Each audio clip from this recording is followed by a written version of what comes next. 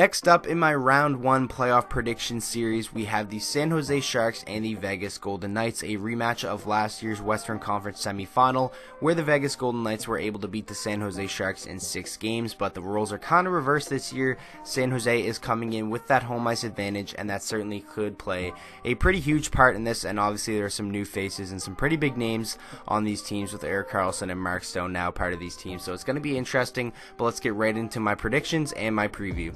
Now taking a look at how each team stacks up against one another with 1 game remaining apiece. I know it says 2 games remaining, that's because I made this graphic before last night's games as I intended to record this yesterday, but now recording it today, there is only 1 game remaining for each team. San Jose with record of now 45, 27, and 9, 99 points, second in the Pacific Division.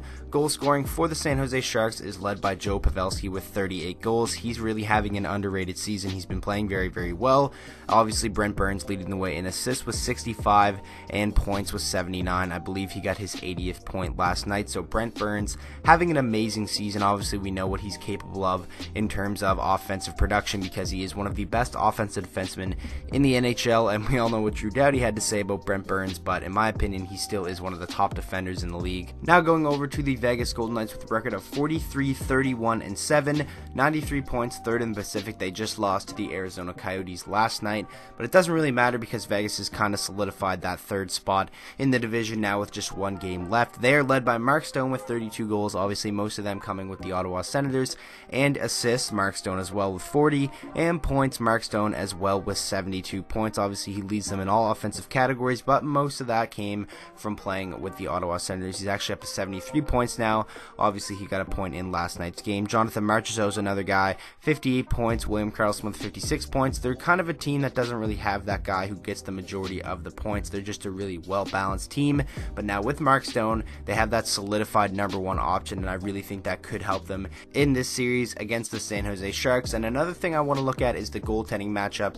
That is one thing I really think could hurt San Jose in this series. Martin Jones has been shaky throughout the majority of the season. He hasn't really been good. San Jose's been only 2-7-1 in their last 10 games, and they're kind of staggering their way into the playoffs. They are missing out on Erik Karlsson, who is a big part of that team, but I really think Martin Jones is going to have to step it up and play a huge role if the San Jose Sharks want to have any chance of winning this series, because we all know what Marc-Andre Fleury is capable of. He had an amazing run in the playoffs last year. He's won Stanley Cups before. We know he's a big game player and can have huge playoff series, so I think Martin Jones is definitely going to have to play very well for the Sharks. Now taking a look at some of the team statistics and how they match up against each other, San Jose scores 3.51 goals per game. That was 3rd in the NHL in the regular season, which is very good, and they allow 3.18 goals a game, which is 22nd in the NHL, which is not so good. So obviously we can see by this that San Jose is an offensive heavy team.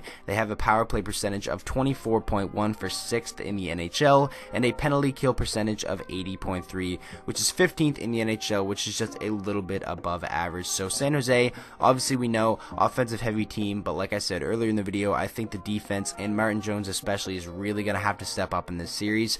Now going over to the Vegas Golden Knights, they score 3.04 goals per game for 13th in the NHL, which is a little bit above average, and they allow 2.74 goals against per game, which is 10th in the NHL, so it's nice to be top 10 in that category. They have a power play percentage of 17th, which is just 24th in the league, and a penalty kill percentage of 80.9, which is 12th in the NHL. So in terms of special teams, I think I'm going to give the edge to the San Jose Sharks because the penalty kill percentage isn't really that much difference in between the teams, but San Jose does have a much better power play. And in terms of defense, I'm definitely going to give the edge to the Vegas Golden Knights, and just to strictly looking at how the goaltender plays for Vegas, Marc-Andre Fleury is capable of carrying them through an entire series. We saw him do that multiple times in the playoffs last year, and they have some pretty good shutdown defensemen as well. So I think I'm going to give the defensive edge to the Vegas Golden Knights. Most definitely offensive and special teams edge will go to the San Jose Sharks, and this definitely should be an interesting series, but in my opinion it is going to come down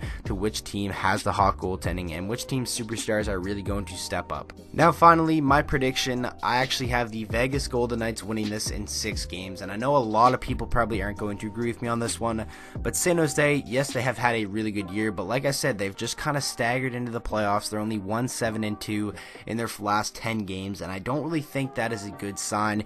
It's kind of hard to just go into the NHL playoffs and then just flip that switch and start playing completely different than you did towards the end of the regular season. And Vegas has been consistent over the past month, and they're not really going into the playoffs on a downswing. And obviously, like I said multiple times, I think Marc-Andre Fleury has a huge advantage over Martin Jones. In terms of regular season statistics, Martin Jones didn't have a good year, but he has had good career stats in the postseason, so obviously he could prove me wrong, and I definitely could see this prediction being completely wrong and San Jose winning the series 100%. I would not be surprised, but just throwing a prediction out there, I have the Vegas Golden Knights in 6 games, and I'm very curious to hear what you guys think. I think Mark Stone is going to play a huge factor in this, and Erik Karlsson coming back, maybe not 100% healthy, is another thing that could hurt the San Jose Sharks. So I think there's a lot of moving factors in this. It could go either way, but my final prediction is the Vegas Golden Knights winning in 6 games and moving on to the semifinal.